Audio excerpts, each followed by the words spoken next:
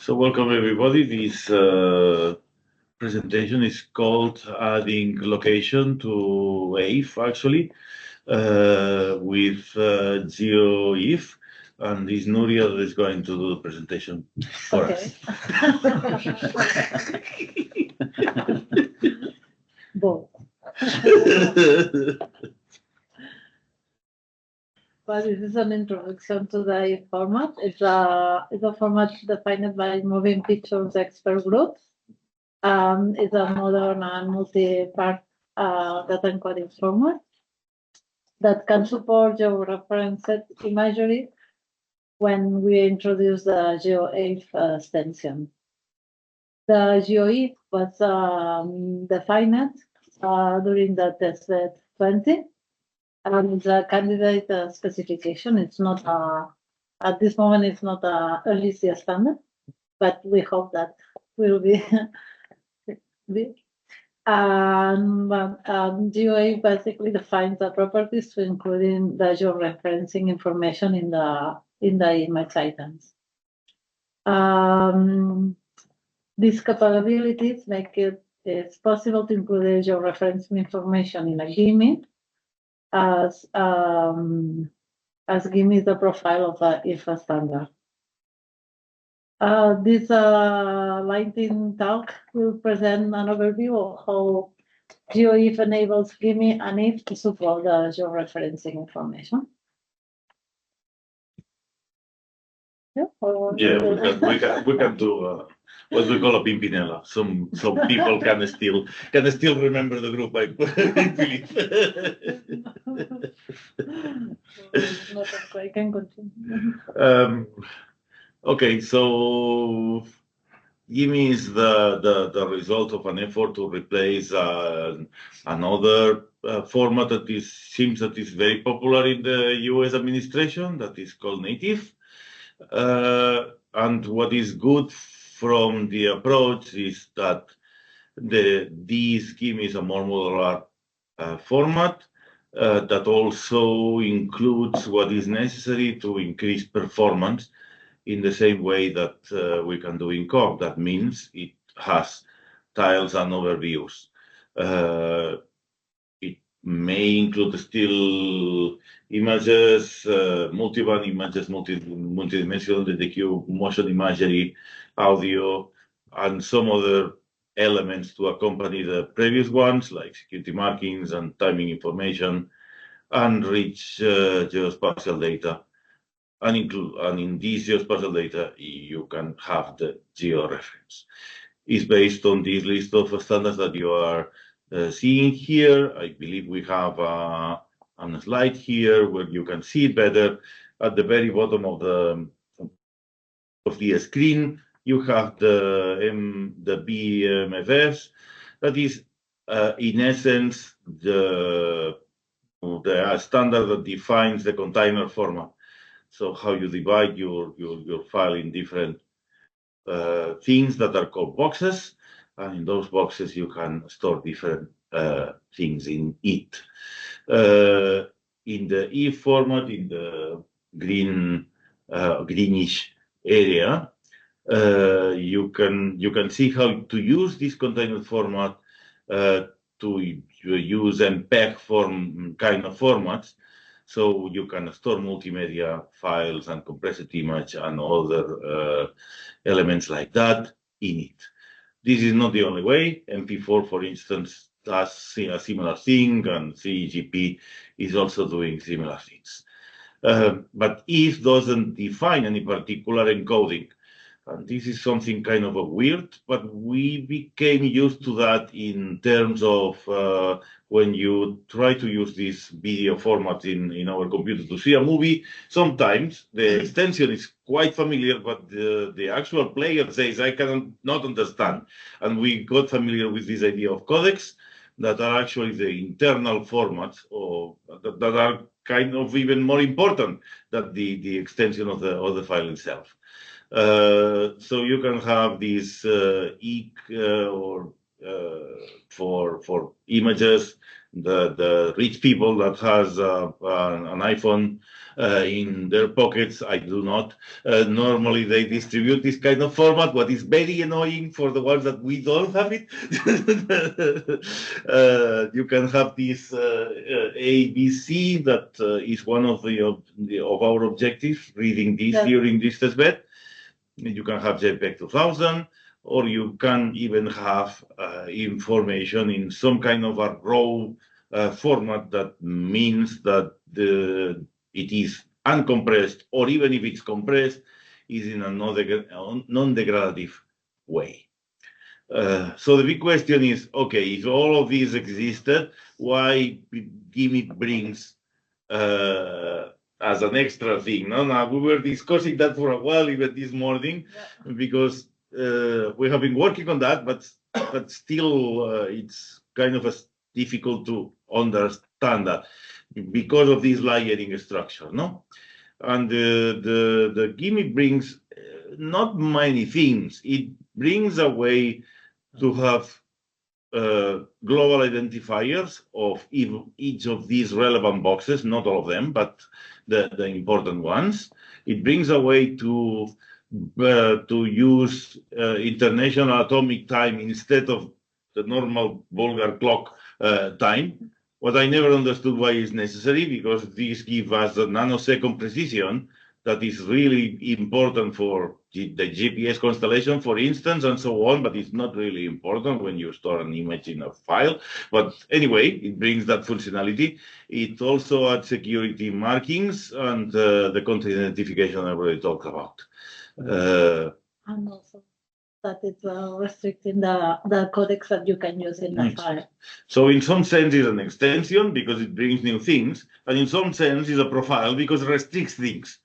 There is, of course, a way suggested to how to include metadata.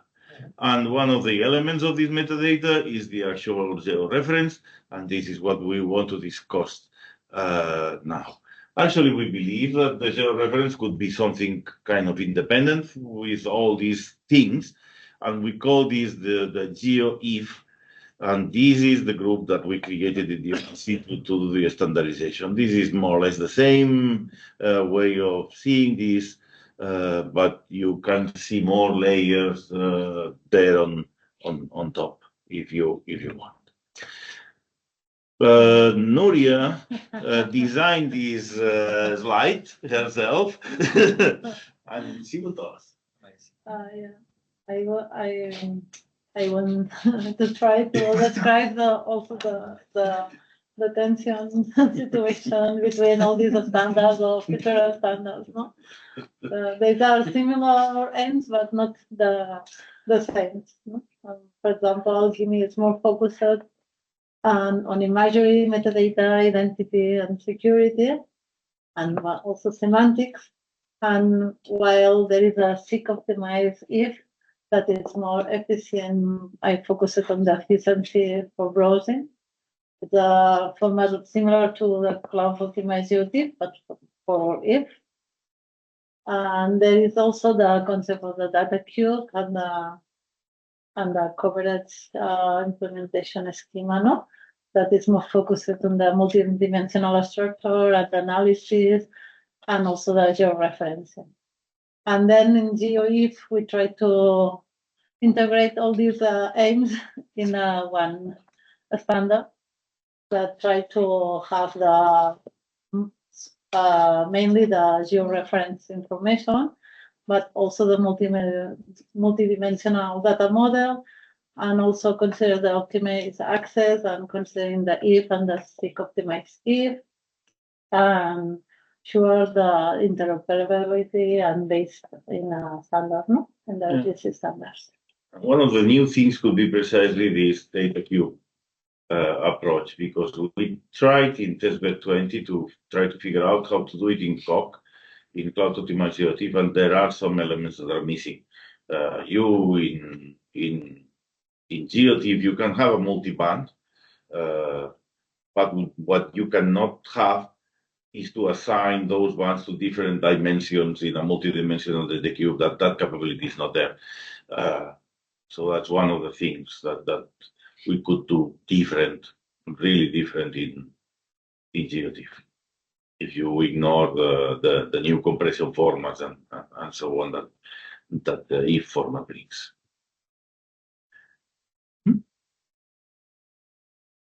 Okay. So what is this one? This is a little bit more the same, no? It's like the context. What is HEIF, what is GIMI, and what is the geospatial data, no? A little bit more Yeah, from our point of view, more sensible with this data cube approach. We bring also the mention of the NetCDF and HDF that are more directly multidimensional arrays that can be easily mapped to these kind of structures. So, as we said, the HEIF format has this idea of boxes. And a box could be defined like something that has a header structure based on what is my name, so the box identifier, that is more or less the type of box I'm going to read, and one is the size. And the rest is the content that you know when you know the box identifier that tells you which kind of box is this. Yeah. No, for instance, you can have a box that is called item location box, or in this 4-letter code is called ILOC, and this is going to give you where one of these items that are defined here, and I will describe that maybe better afterwards, where the items are really written in this other box. So in this case, it's kind of an offset, but sometimes it's more metadata of some sort. Yeah. So let's start by the beginning. There are 3 main boxes. The file type box, this is the 4-letter code, and that is mainly a list of brands, they call it, that are kind of a hint of what you are going to find in the file. So with the brands, you can know, for instance, if this is a still imagery or it's a kind of a video or so on. You can also know if this is compatible with GIMI or only with HEIF, etc. These kind of things. The codec. The codec can be inferred from it. Then we have the meta box that, of course, it's called meta box for a reason. This is metadata. And this is where you have or you see this capability of box in a box. No, the boxes are nested. So you have one box that is called meta box that inside can have several boxes. Some of them are really, really interesting because it defines something called item. And items, they are the base unit where you start, pulling the thread of maybe an image or maybe a video or something like that. So with the item, you will have the item metadata that will be maybe, for instance, expressed in properties in this item property box. Or you can have this item location box, as I say, that it tells you where the actual data is, and some other red properties that you really need to actually understand what you are gonna read. And finally, you have the media data box. That is the media itself. So it's where the image or the video or else is actually stored. Yeah. Only that one file of this, it's organized in boxes, but the information is the item and can be one or several items. For example, if you have the image and with the metadata, one item is the image and another is the metadata. And this file has 2 items, no? And can be several items. So when we started to develop the library, our library, one of the first missions of the library is I will actually detect the items and then accumulating the items, the different metadata the other boxes bring, because that's more convenient for the actual reading of the file that having everything scattered as the format gives you. I mean, the advantage of having the things scattered is, for instance, a property can be assigned to several items. Yeah. So you do not have to repeat this property several times. So there is an advantage in compression, but there is a disadvantage that everything becomes a little bit more messy. So that's how it works. And this is more or less the same, but explained in a different way. And these are the definitions of the brands. And we did this table because one of the difficulties with this file is that in order to have all the necessary information to read, for instance, a still image, you need at least to read 4 or 5 different documents that you don't know which are the ones that are relevant to you, and half of them are ISO documents that you cannot access without paying. Unfortunately, you cannot be sure that what the content that you are looking for is in the file until you buy it. And you realize it's too late. Come on, it's not the one. So this is kind of a difficulty that you have, and I invited you to read about baseline. Testbed 21, one of the documents is called the baseline, because in there we try to accumulate the different definitions of the different boxes that you need to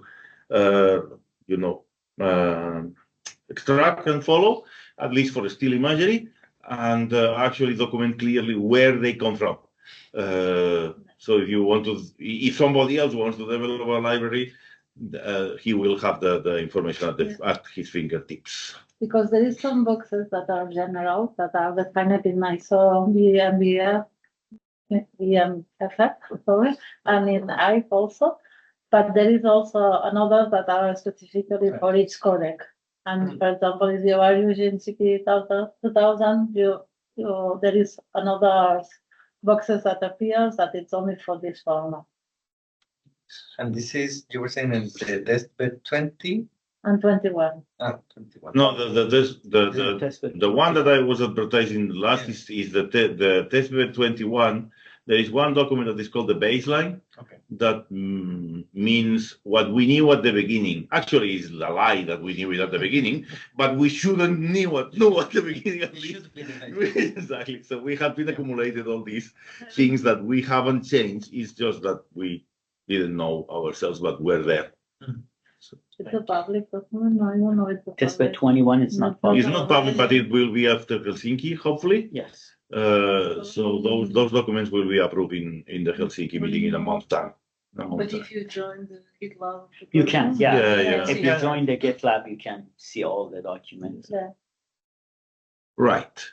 So now this nice diagram will tell you how we divided GIMI into different requirements classes. Let's start by the beginning. What is an OGC standard? Let's start by the beginning. What is a standard? No, not so the beginning. But anyway, what is an OGC standard these days? It is actually a list of requirements classes plus the requirements in each class. All requirements are mandatory in a requirements class. The requirements classes are all optional, except if there are dependencies.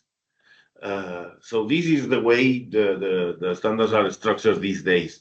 And that creates some kind of a constraint, because if you want to make a single requirement optional, you cannot. So you need to create a new requirements class to put that requirements class inside, this single requirement inside. So this is the way we modularize that. We have 3 requirements in the conformal requirements class that is called the core. Those are necessary, and you can imagine they are very stupid.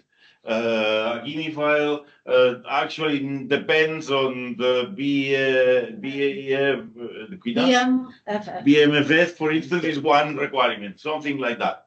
Then on top of the core, you have the content ID, and you have the temporal, the atomic time, no? The maximum time. International Atomic Time, but That's right. for some reason it's in the opposite order when you create the acronym. I don't know why.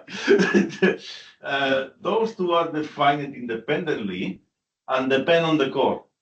But when you describe what a still image needs to do, you depend on both. So by declaring the dependency of those two, you indirectly depend on core, but this is not in the standard. I'm explaining this because it took me a while to actually understand how to do it. So sorry for going into the details. Security markings, actually they use content ID, so they need to depend on content ID. And the most important thing for this session, the metadata itself. The metadata describes the images, not the metadata that is necessary to know the number of columns and rows and these things, because those are in the ATEM properties. Yeah. We are talking about the typical metadata, the lineage, the data quality, all these things, and in particular the georeference, they go apart. And they are done, at least this is the suggestion of GIMI, they are done in RDF metadata format, and they can be outside the file in a company file they call sidecar, and or can be embedded in one of those boxes that will be particular because it will have a MIME type of turtle. So this is our focus. Are they mutually exclusive? Like, can you have a sidecar and a bit? Or That's a good question, actually, and I was thinking about that. I was almost tempted to say they are exclusive in the baseline, but actually there is no reason why they are exclusive. because I'm saying this because, for example, in the Open API specifications, I think in many of the standards, one of it's not correctly understood. There's a lot of bugs there. So Maybe, yeah. So in here I was thinking a lot about that, but in the end I thought, well, there is no harm done if you have the metadata inside as well as in the sidecar. There is no So connection. I will not say anything. There is not a really connection between I can confirm that they're not mutually exclusive. You can have both. There's no restriction. And you confirm restriction. Thank you. okay. But and there is no connection inside the file. No? Yeah. When you are reading the image file, there is not a place that you write the direction of the Yeah. sidecar file. Yeah, but then what is if they contain information that is Duplicated. or Yeah, contradictory. yeah. Yeah. That I can don't happen. know. That can happen. So the RDF files, it's a set of data. So any sets don't do duplication. So any duplicated data is handled like any other set would handle it. So it's just redundant. It's not. It's not contradictory, or it's just redundant. Shouldn't be contradictory. No, the reason is the use case, right? The only reason that you might have both at the same time is the use case. Yeah. Yeah. So if you have a use case that needs to have both Yeah, but inside and outside, You need then to- you have to be duplicated. Yeah, Otherwise, it's just yes, but contradiction will happen. Yeah, exactly. Undetermined. Contradiction will But then happen. you need Then to you can change it's what like we the do. parentheses, Yeah. no? What you then need the to follow. CTTG should just fail Yes, the but not file. everyone will run that. So in the wild, there will be data with contradictory It's uncertain. metadata. And One thing. what should we do in those cases? One Yep. thing would be to actually define which one takes priority in case of a contradiction. That could be a possibility. By my experience in the OGC defining that, it's kind of scary because we agreed, for instance, that, if I remember correctly, we agreed that in the standards where the schemas had a difference from the standard document, the schemas took precedence. No, it's not, And- it's not what ISO said. I know that some people at OGC said that, but Yeah. ISO said the opposite. Exactly. ISO said that in case of conflict, That the makes sense. UML Yeah. has precedence. So it's kind of a mess if you start defining precedences. This Yeah, is but what it's this the is what I reason- wanted to it's go. the reason why it must be clear. ISO Yeah. said that the UML Yeah. has precedence. Okay. Some people at OGC, I have heard that. Some people at OGC have said that the schema have precedence, but it's not correct according I will not say if it's correct, and I will not say some people. I believe it's a directive. I believe there is a policy that says that. It's not correct compared to ISO policy. Yeah. And maybe it wasn't a good idea, but I believe there is a policy that still says that somewhere. That's interesting to search for. Yeah. But anyway, we have a case of when even the policy are contradictory. So even the policy about what to do in case of contradiction, even the policy are contradictory. Yes, exactly. So, flashback. 1 year ago, we were sitting exactly in the same place doing testbed 20. And in that particular moment, there was no idea on how to do georeference, so we invented one. Actually, we discussed it for more than 6 months if we needed to use a fine transformation or not. And in the end, we agreed that we will, at least in this document. And this is a document that is approved, and you can download it. That says this, and the thing is, since everything is a box in this kind of files, and it's a binary box, most of them, we wanted to follow that, and we created at least 2 boxes. One is for storing the CRS, and we gave them even a name. This is the MCRS, and that was an item property container box that include the definition of the CRS. I believe we were quite flexible, so we supported these short names that these days they are called unsafe queries because they do not have brackets. If they would have brackets, they will be called safe queries. I really don't understand why a bracket can bring any level of security, but anyway. So what are the unsafe? EPS? No, without the square brackets, it's considered unsafe. Okay, so that's unsafe. That is Unsafe, unsafe. yeah. Yeah. But- If you put it between brackets, they are called safe queries. but it's Yeah. probably more thing for when you are doing a request, a HTTP GET request or something. What is a like that, CRS 84? Makes sense. It's But you are- unsafe. Yeah, you, But everything inside that is filtered out. because there is 2 points, and sometimes you can mix with other parameters in the Yeah, request. I believe everything it's, yeah. to this, as I say, and it's secure. I don't know. It's my explanation. You know, it's I can explain it in a different way. We started at the beginning by using just numbers, and we realized that was a bad idea. So we added the prefix. While when we added the prefix, we said, well, but the prefix is not semantically clear. So we went into URIs. Those URIs were terrible. So people started to complain about the URIs that were terrible. And we say, well, this fragment of URI could be compacted into, again, some kind of a prefix. But we wanted to say that we were not doing exactly the same, so we put it the brackets, and we call it queries. And then somebody complained about the brackets. Why the brackets? So we removed the brackets, and we became exactly in the same place as at the beginning, but only 4 years later. That's a good story. Now It is, but it is, unfortunately, it's true. That's the thing. So now what we have to support is a big question mark. Maybe all of it. I mean, where URLs are really annoying. URLs are really annoying when you use key and value pair in a URL, because you have a URL inside the URL, and that's really. But in the standard, you have the URI, or you also support. No. We support. We support whatever. I think In the that standard. Yeah. in the Well, there is no standard in the technical report. Sorry. Candidate, I don't know. No, they never arrive at this point, but Yeah. we support. No, we support even more things. We support the well-known text representation of the CRS. And also JSON, JSON encoding. And we needed to support also. The current draft from last year support only 2 encoding. This one, Yeah. the URI, and Unsafe. anyone no text. The other one. We We didn't mention Maybe the URL, I don't remember. What it is.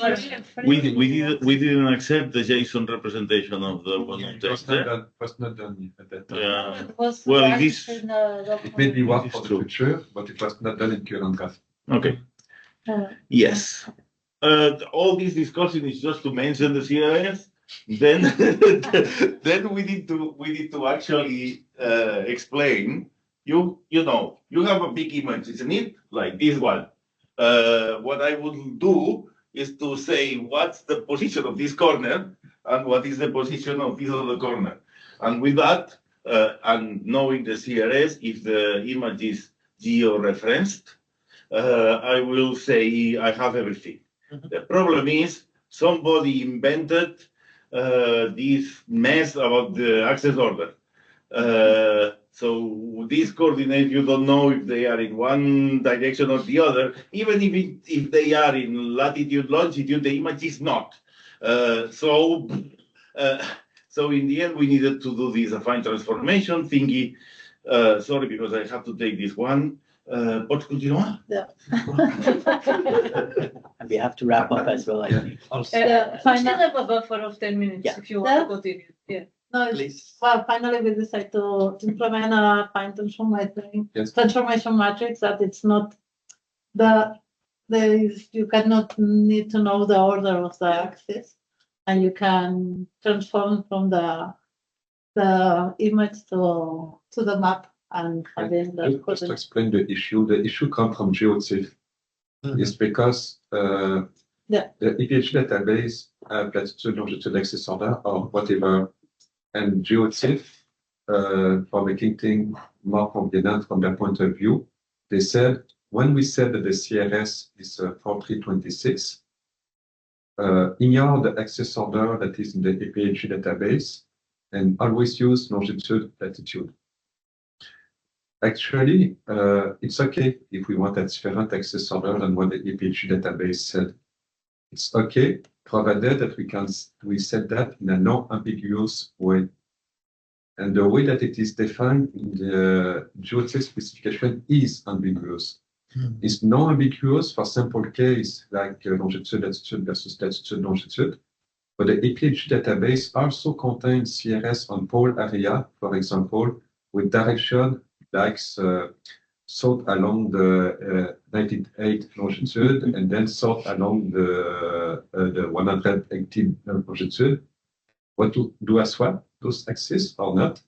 And what do I do with the engineering CRS? We talk about drone. So in engineering CRS, the direction are forward, starboard, stuff like that. Do I swap? Do I not swap? So to have a specification that said you swap the access order in that condition is ambiguous because it will always cover only a few simple cases and be ambiguous for all other cases. So if we want, we can swap access order, but we must specify that in a non-ambiguous way. And if we just give the corner of the rectangle, there is no way with only that just information to say if we want to swap the access order or not. We need some more data. And one non-ambiguous way is affine transform. So it's one non-ambiguous way. It's not the only one, but it's one non-ambiguous way. Yeah, and you can see here the negative signs that those the flip of the. Yes, because there is those two issues, the swapping and the axis direction. Is it not up? Is it not down? Compared to the image, the thing is that the image usually have the y-axis have the opposite direction than the CRS usually, but it's not always the case in our file format. For example, it's usually not the case in NetCDF. In NetCDF, the axis tend to have the same direction. So typically in a NetCDF file, the sign will be positive rather than negative in a NetCDF.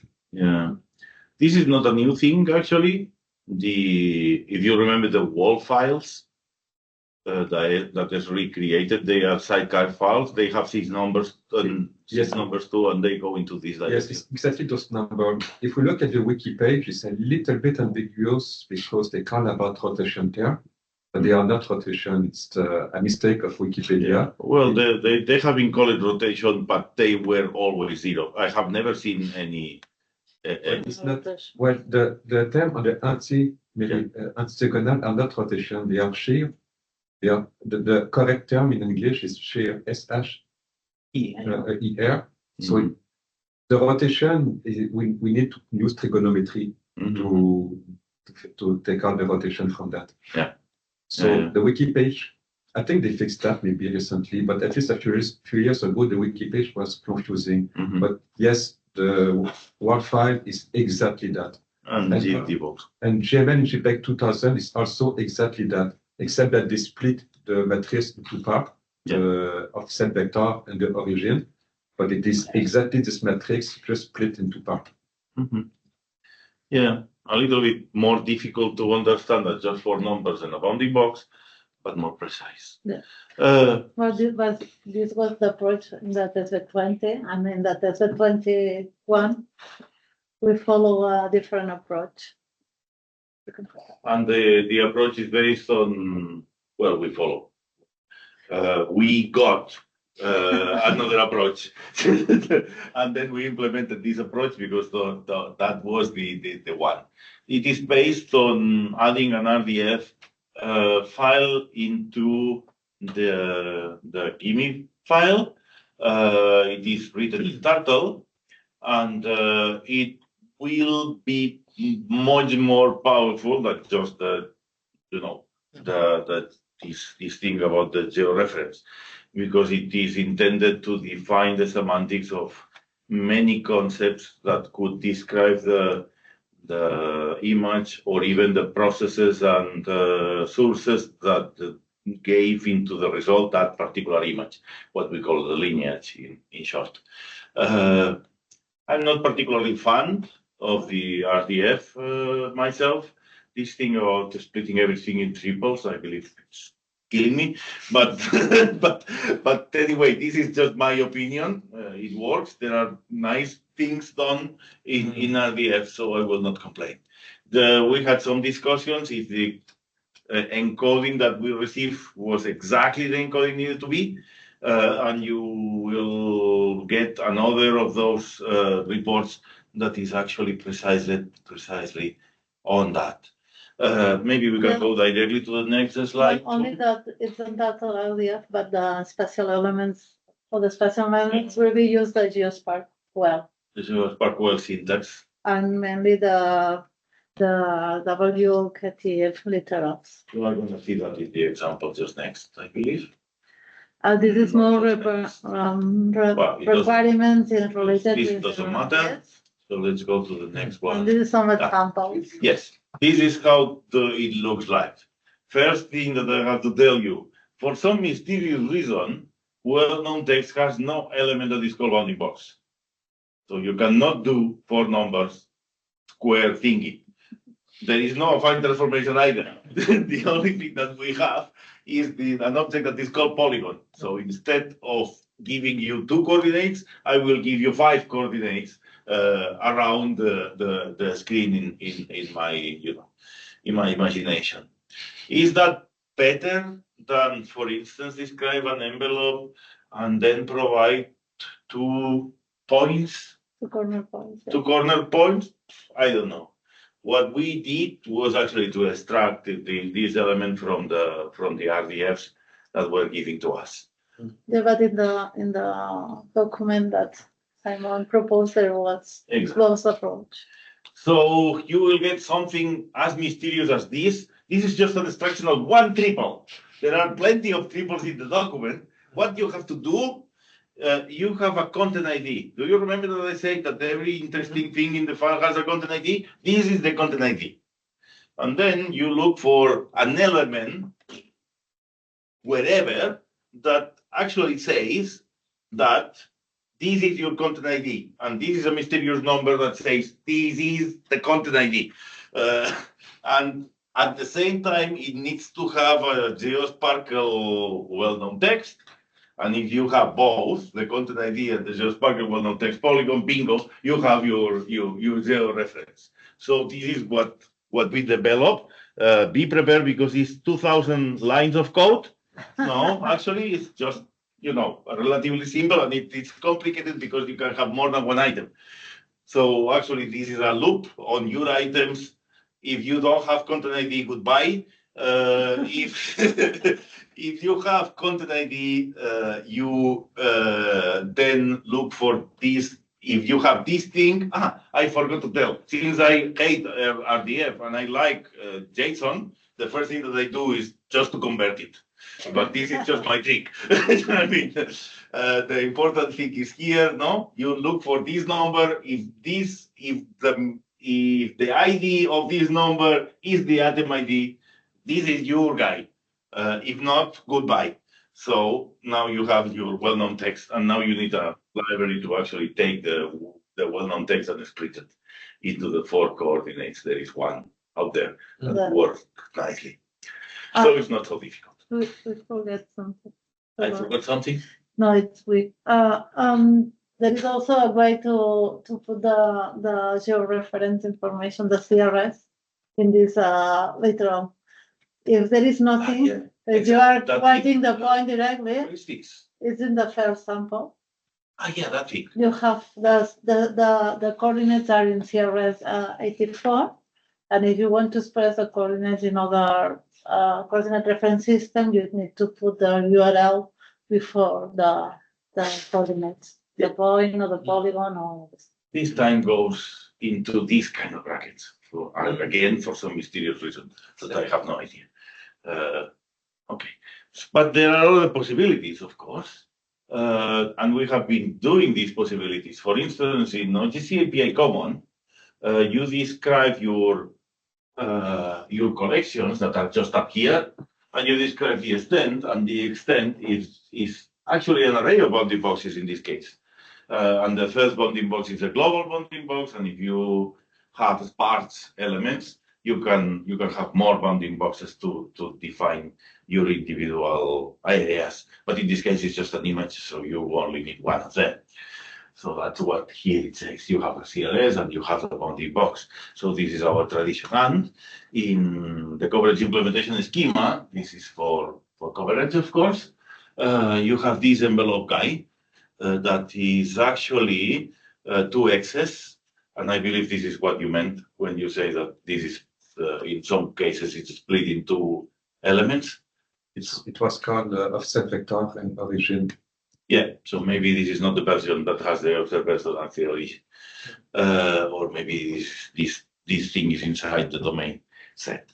So we have plenty of options to actually select. I think we need to. And there is no end in this There's thing. no end. No, there's no end. I mean, I have no idea. This is the thing. I mean, there are advantages and disadvantages. There are people that are more keen into respecting the access order, like him, for instance. There are people that they don't care much, like me. It's not about respecting access order. It's about being unambiguous. Absolutely, Absolutely, absolutely, and I understand that. There are other people that are really interested in having the metadata in RDF because they are more worried about the concept. So is this a CRS or it's I don't know, the lineage? So it really depends on how you think about these things. And then we have this other problem because sometimes you have an image that is actually rotated in your coverage. So when you are dealing with the bounding box, are you dealing with the square or are you dealing with this? Again, I cannot resist to point out that it's not a problem with that point transform. This problem disappears. Yeah, of course. And you also need future proof because we talk about oblique imagery. Yeah. So if you replace the last row 0001, Yes. if you replace that by number, you get oblique imagery. And then it's yet another topic, but we can do yet one step further after append transform. We could use Jacobian matrix. Yes. So it's another level, but you see it's step by step going to more complex place. Yes. There's no end. So maybe we can go to the end. Yeah. The end is to be continued. Yeah. So please come to our discussions. They are gonna start in Helsinki.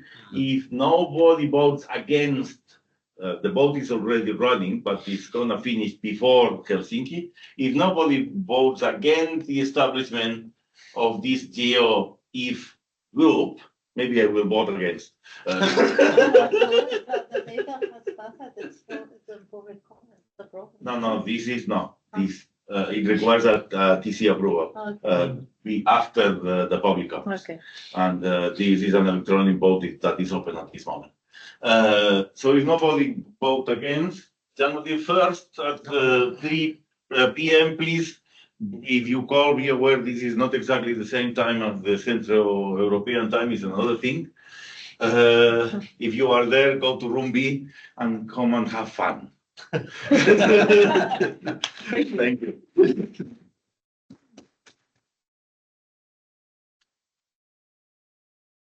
Unfortunately, we don't have time for questions.